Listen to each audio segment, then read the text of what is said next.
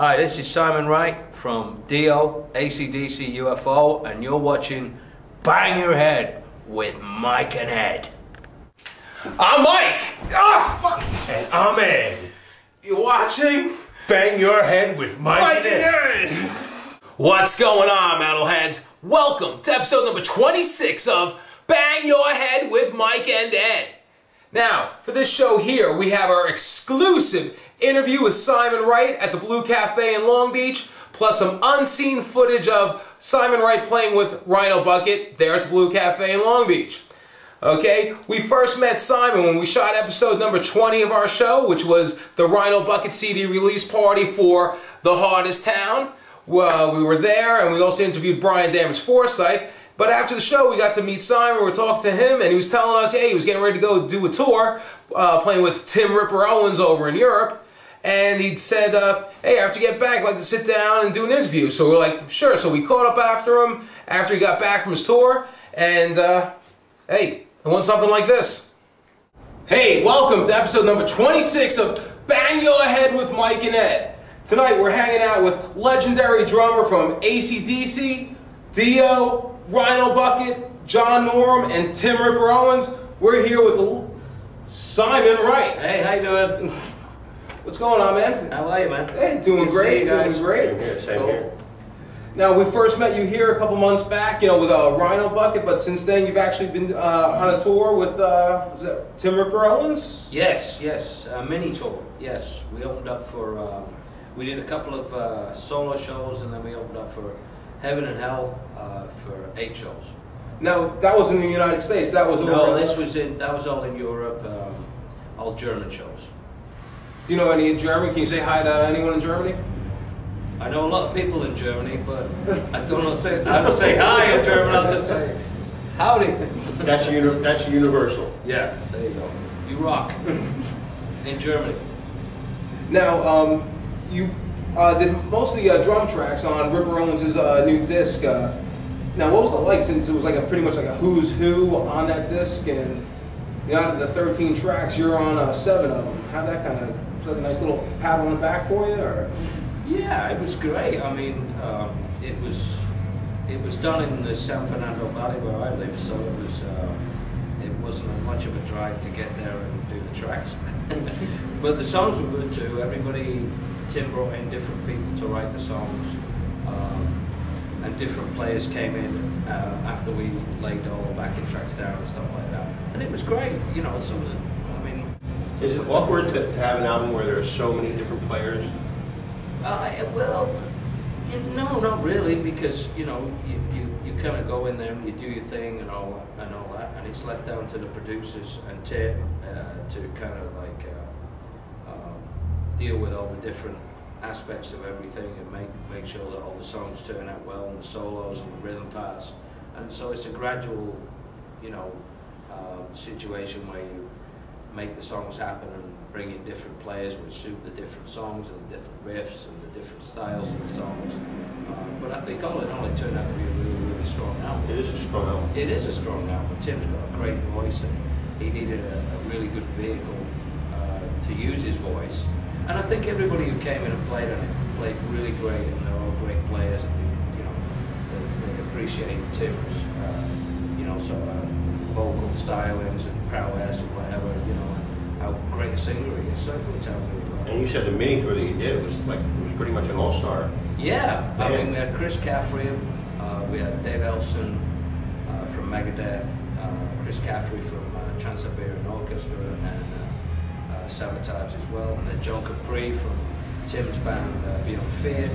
So it was a really strong band. We all immediately hit it off. We got on great. We did all the songs, and everything seemed to work really well. And we did some, you know, as it progressed, we got really tight. We did some really good shows. You know, wasn't a battle of any egos on the road? No, not at all. No. I mean, we went in there, and the one thing that we all, you know, kind of, you know, grabbed a hold of was the fact that, you know, we needed to like work with Tim and, you know, be his backing band or whatever. And Tim's got the voice and stuff like that. And although backing band, I mean, we've all done stuff, but it was like we were all kind of you know, comrades in arms, and we all wanted to make it sound really great, and make sure all the songs worked really well live. And I think they did. They worked out really well. People seemed to really take to what we were doing. Was it fun to play some Judas Priest? Yeah, it was, yeah. Green Metal Nation, The Ripper. I mean, those songs are great. Timeless classics, right? Yeah. I know I played those songs when I was like 15, which was like 8 years ago. So, no, it worked out really well. Well, I hope you're enjoying the show so far. And we'll get back to that in just 1 minute. Just want to give you a quick heads up about our next episode of Bang Your Head with Mike and Ed, which will be episode number 27. I sit down back in New Jersey, of all places, with lead singer Alan Tecchio from the band Autumn Hour. Now, you might have heard the name Alan Tecchio. He's been the singer in Hades, Nonfiction, Watchtower, Seven Witches. This is his new band called Autumn Hour. It's their debut CD. It's called Dethroned. It's a concept album, and it's fantastic. Alan's been a great singer his whole entire career, but man, you get to hear so much more of him, and the songs on this album kick ass. So make sure you join us for that. Okay, moving right along, we're going to continue with our show here. We're going to break things up a little bit. We got a little unseen footage of Rhino Bucket down at the Blue Cafe in Long Beach, and here's them doing She's a Screamer! She's a Screamer!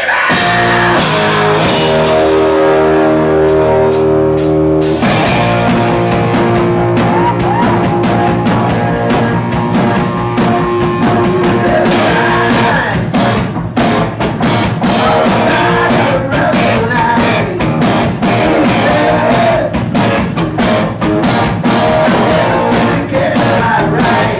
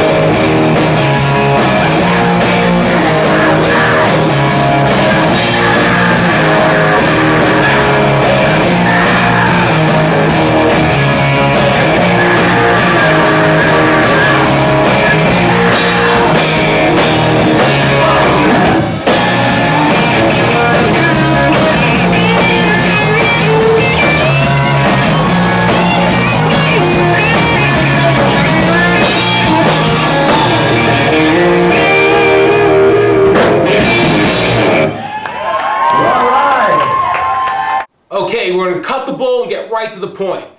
Let's continue with our interview with Simon Wright at the Blue Cafe in Long Beach. We'll go way back in time. Okay. How did you start playing? What made you decide to play drums? What was the moment you Well, I saw it on TV. It was like, I think it was like late 1970s or something like that. There was a show in England called Top of the Pops, and it was like David Bowie and Mark Bolan and Gary Glitter and all these like Thin Lizzy, Judas Priest, UFO. I've seen clips of that. Yeah, they were all on there. And I saw it on TV and I went like, okay, get up there beating the drums. Yeah, he looks good. Yeah, that looks good. Let me see if I can have a go. So I had a go at it and sort of worked out and I pursued it. I just didn't want to take no for an answer. I thought, there's something about this that I think I can do. Even if I don't do it well, I'm going to do it. But I just kept going and ended up okay. So, and then just seen it on TV. You're still young, obviously. And then you get the chance to play with AC/DC. How did that come about?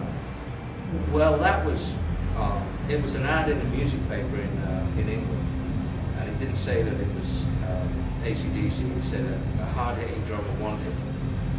If you don't hit hard, don't play.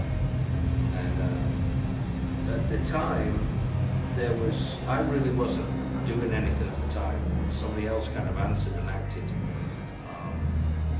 as a kind of a go-between kind of thing. Because I was like, I don't know what I was just into other things.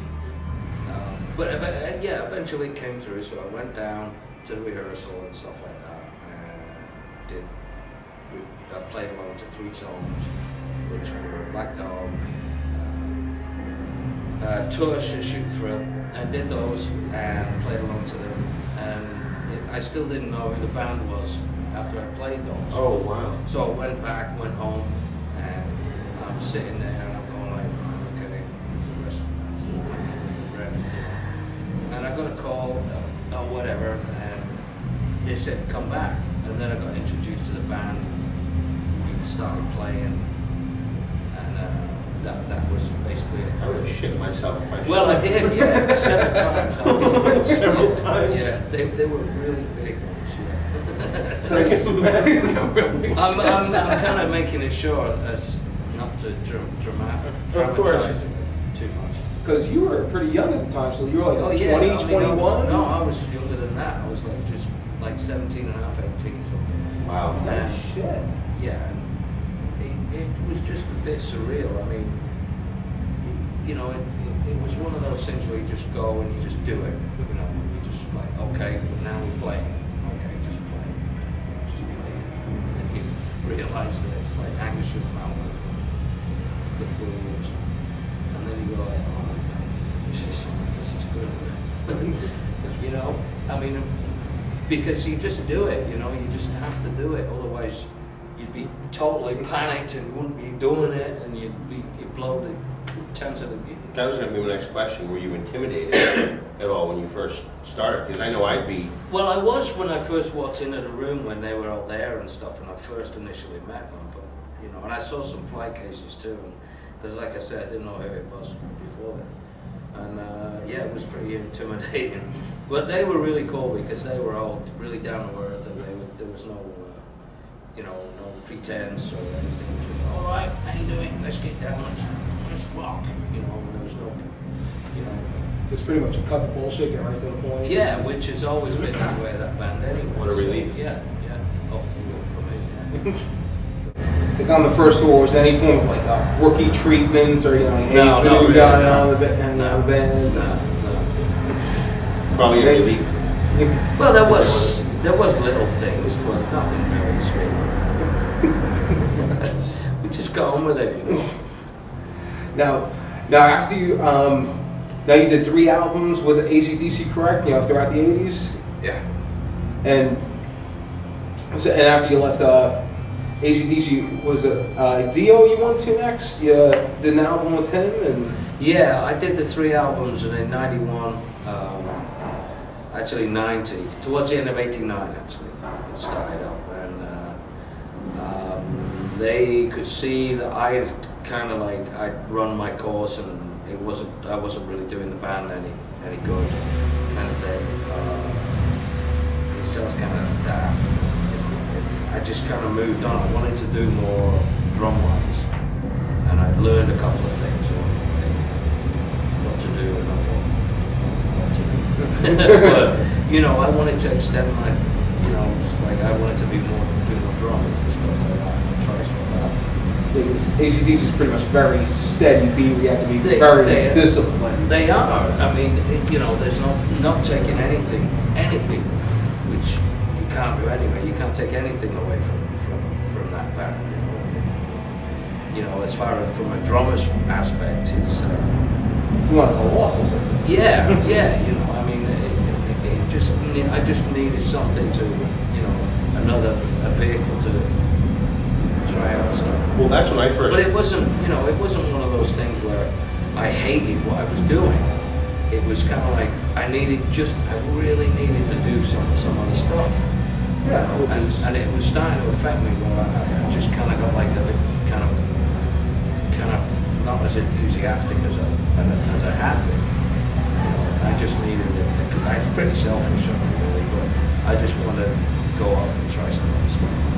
As I remember, basically, when I first heard you were going to be playing with Dio, I thought that's, you know, yeah, me too. A completely different direction. Yeah. You see this bug? Yeah. It's constantly flying. Now, why don't you wash your hair? That's yeah. When I get home, I'll wash my hair. Well, I conducted it. What was the first album you did with Dio was Lock Up the Wolves? Yeah, that was the first one. So that was kind of like Rowan Robertson was kind of like in your position, but yeah, he was. He was a he was little like 16 or 17. Yeah, and I think, you know, I think there was a few. You know, he was doing okay, but there were some things where he definitely needed a little bit of advice, right. and I was kind of absolutely second on that tier because Ronnie was there. Yeah. Because Ronnie was, you know, I mean, but Rowan was great. Nothing against Rowan. I mean, Rowan was, you know, way ahead of his time. Brilliant guitar player. And then you know, aside from doing that album, you did a few more albums with Dio, plus, you know, doing some, being on some of the live discs. Yeah, we did the Lock Up the Wolves, and then the live one we did was called Evil or Divine. That was in New York City. I think that was 2005. Right? It was. I was doing some homework. Yeah, trust me, I was doing some homework recently. Right. Okay. Good. That was the first one, the first live one that we did. That turned out great. That was really good. Great place to play, Roseland Ball, right in the city there. Heard a lot about that place. I just haven't been there yet. You have, but under a different name. I'll tell you later. Okay. Well, you've been there. Okay. Okay. Now, how did Shouldn't have cut your hair. Yeah, right. Now, in between, like, you know, the Dio stints, like, how did you end up, how did Rhino Bucket come along? Well, that came along because of a friend of a friend. At the time, I wasn't really doing anything. I mean, I was doing stuff, but it was like, I heard the band, and it was after we finished the Lock Up the Wolves tour, and Ronnie got the opportunity to go back to do Black Sabbath. Okay. And that was the Dehumanizer album. Yeah, Mm-hmm. Dehumanizer. And we all kind of went our ways and stuff like that. And fine, okay. But a friend of a friend gave me a CD, and I heard the sound of the guitars and stuff, and it sounded really cool. And it was kind of like getting back to the AC/DC kind of vibe or whatever. Because there was never anything wrong with that. I mean, but it was like the band sounded really great. You know, George sounded great, Reeve sounded great, the whole band sounded really good. And it started off as just kind of something to do in between stuff like that, but we did an album and it turned out really good. You know, I'm just hanging around with them. They're great people, they're really good guys and stuff. So, yeah, that was the thing after I did Dio. So. But then, You did that one with John Norm? Yeah, I did that. That was after we did the Rhino Bucket thing. And before then, I did UFO. After John Norm, I did UFO. Yeah, that's right. And John, working with John was great because he was a great bass player, Peter Baltes from Excel. Oh, wow. Yeah. Great songwriter, great bass player. He came in and we did that, and John was great to work with. And it was just really good. I mean, there's been like all these different, I've been really lucky because all these different bands and stuff, well, they're not so different, not so the same vein, but and stuff, but you know, it's really good to have done that, you know, because I think it's a great album. Just the roster of talent you've worked with has been... I know, I've been really lucky. I mean, most of the time, you know, you can only kind of write this down and go, I'd like to play with him, I'd like to play with them, right. You know, kind of thing. And then all of a sudden you go like, oh, I'm playing with them. Fucking hell, this is cool. You know, Yeah, so I've been lucky that way. Yeah, I've been extremely fortunate. I mean, we worked with some uber talented musicians. I mean, guitar players who, like, anyone picking up a guitar would like to play with. And plus, you know yourself. I mean, if you sucked, you wouldn't be playing with them, needless to say, because you kick ass. Yeah, well, I guess I do. Yeah. Yes, We know he kicks ass. You wouldn't be here with us if you didn't kick ass. I know, that's why I'm here with you guys. Exactly. Exactly. That you guys kick ass too. You know, Well, thank you. You heard it. And you kick Simon ass. Wright, drum legend, said we kick ass. Everybody needs to kick some ass, I'll tell you. And if you don't, then you You can say it louder. They can Fucked. Yeah. Fucked. Fuck them. Okay, I hope everything's going good so far. And now we're going to have some more unseen footage of Rhino Bucket, the Blue Cafe in Long Beach with our buddy Simon Wright on drums. Take a look. Yeah.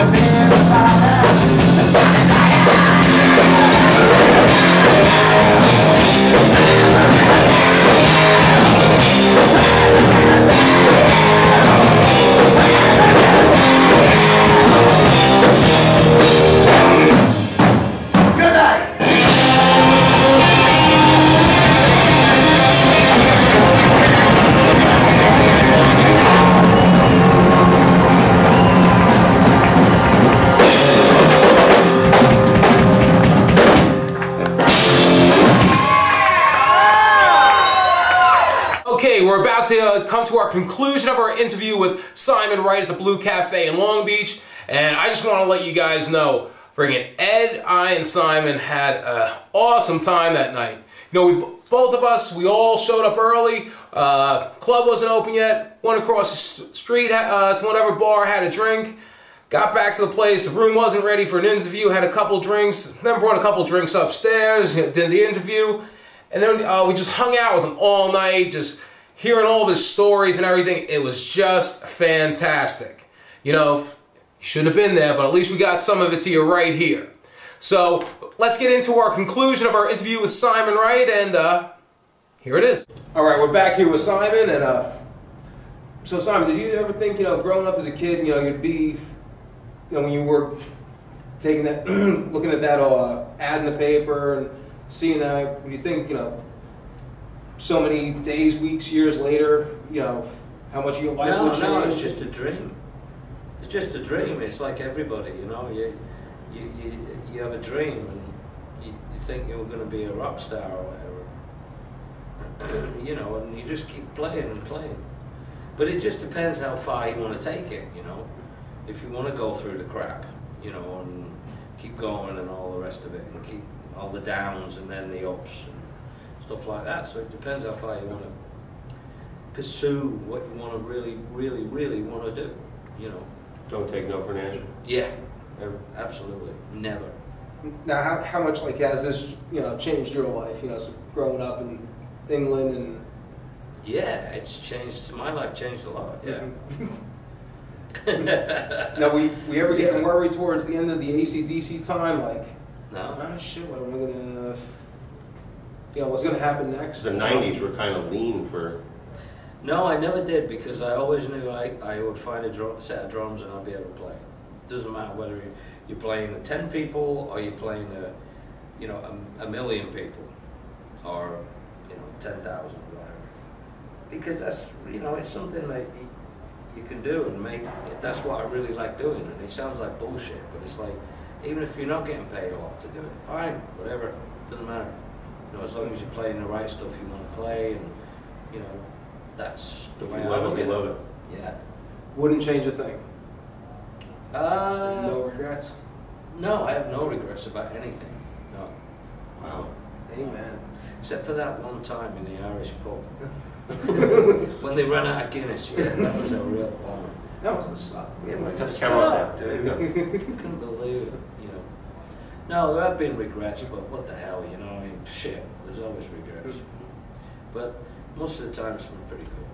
And I've played with some great people, and I've been really privileged to play with. Met a lot of great people along the way. And Absolutely. Yeah. Yeah. you got something you want to ask? And then there's him. Yeah. What the fuck am I getting picked on tonight so much for? Why the fuck not? Well, you started up. You said something stupid the other, about Yeah. 10 minutes ago. Yeah. So Oh, that's right, the John Norm thing. I forgot about the John Norm. Yeah, and I'm just deserve following a along with things here. You know, I mean, you keep this up. All right. Go ahead, man. You're going to be banned. You can wrap it up. No, go for it. Yeah.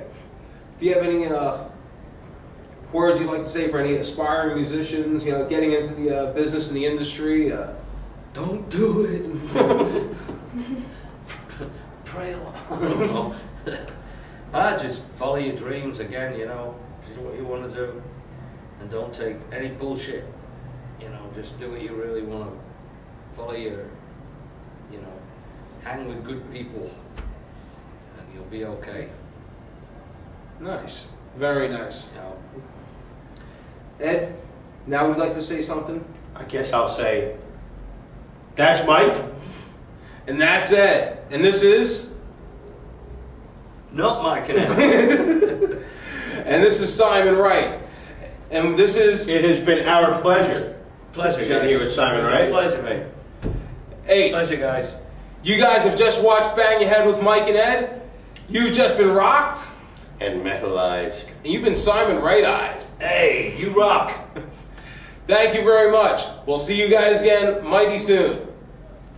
Well, thank you for tuning into episode number 26 of Bang Your Head with Mike and Ed.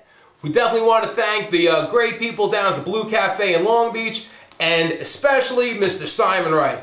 Thank you for taking time out of your schedule to fit us in there, and hey, the pleasure was definitely ours. Hung out the whole night with us and hearing all the stories. It was just unbelievable. And for some reason, I definitely think we're going to bump into you somewhere down the road. He's a hell of a great guy, and boy can drink. And you know what? I felt it the next day at work. So, for now, my name is Mike. This has been Bang Your Head with Mike and Ed, and you've just been rocked!